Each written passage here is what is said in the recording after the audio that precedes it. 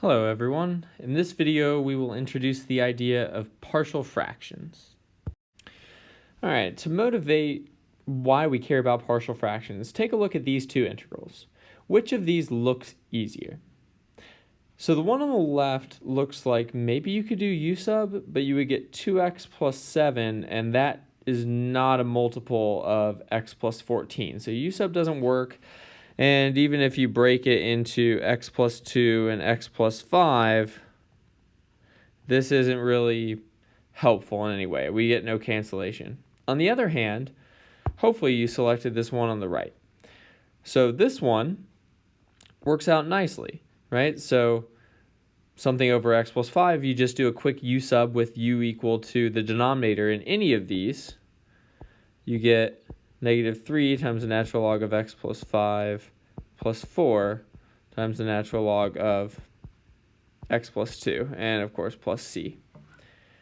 So this one on the right was much easier. Well, it turns out that these are actually the same. And it's partial fractions that will help us get into the form on the right where our integration is much easier. So here's a little fact. So every polynomial can actually be factored into all linear or quadratic factors. So just a little example of what I mean by a quadratic factor, right? If you have like x squared plus 1, we know that can't be broken down anymore. And so we would call this irreducible. But a lot of the time, right, we can factor all the way down to like an x minus 2 or whatever.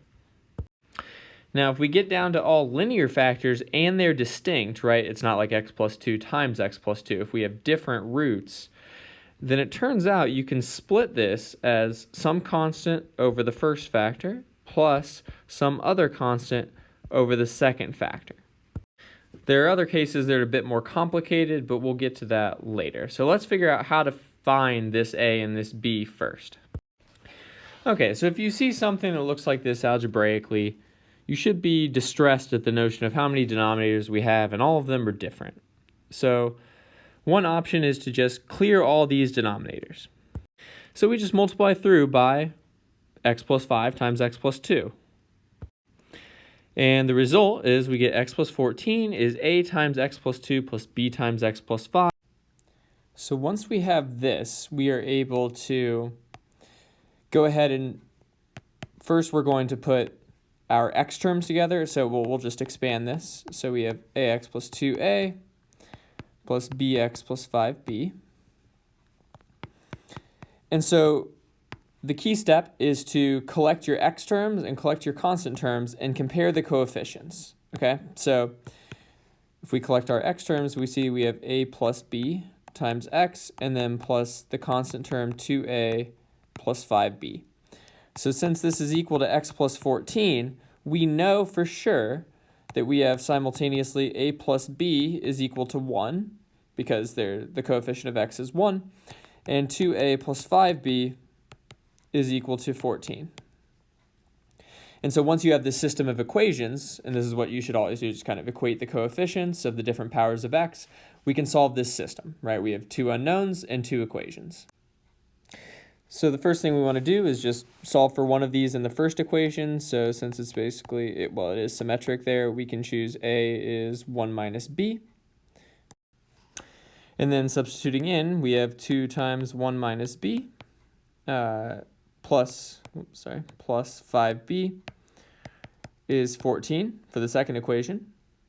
And then this is 2 minus 2b plus 5b is 14.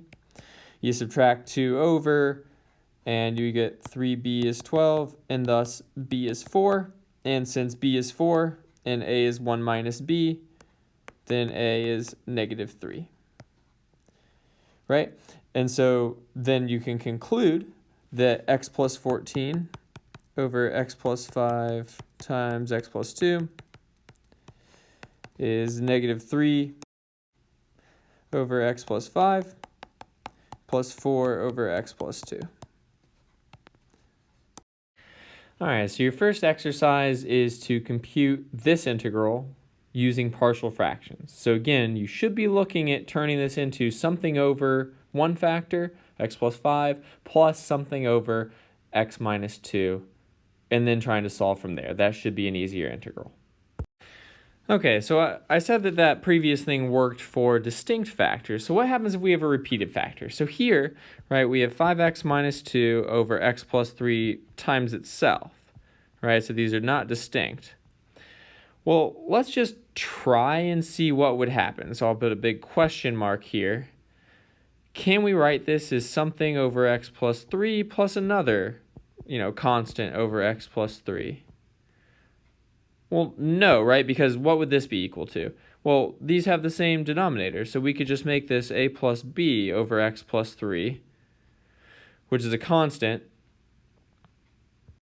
And so suddenly we've canceled a factor of x plus 3, but x plus 3 is not a factor of 5x minus 2, right? So this does not work.